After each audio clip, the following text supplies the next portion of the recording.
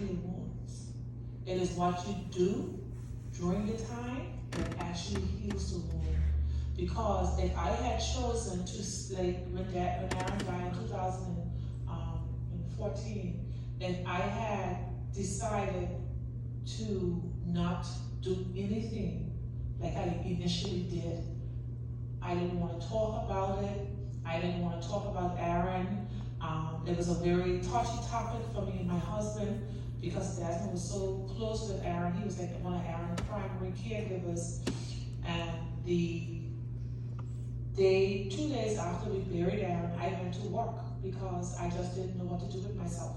I didn't know how to grieve. I cried, but the crying, like it wasn't enough. Like I needed to do something more, but I just didn't know what it was I was supposed to do. And so I went to work, and when everybody asked me how I was doing, I say, I'm fine, and I laughed. You know, sometimes the biggest smiles hides the greatest pain, and inside, I felt like I was just breaking down and crushing, but I didn't know how to handle it. And of course, I exploded. After 8 years, I couldn't keep it down anymore. So if you don't confront your grief, not because you do not confront your grief means that it goes away. It can take 25 years. When we had our book launch in Grand Turk, we had a really big book launch, and I was sitting down because we had speakers up talking, and I heard us crying behind me. I didn't want to look behind to see who was crying.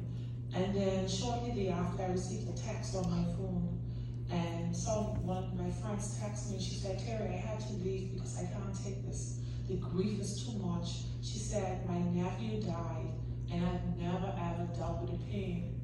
And you know how long it was since her nephew died?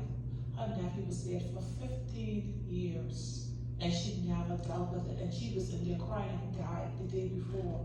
And not because you feel as if you run away from your pain, you hide your pain, you pretend and put up this big, mask, means that whatever you're feeling is going to go away. It doesn't go away. And we shouldn't allow people to push us, to tell us like, you ain't finished grieving yet? It's been 4 years and you're still grieving over your mommy, over this, over your lost husband or whatever?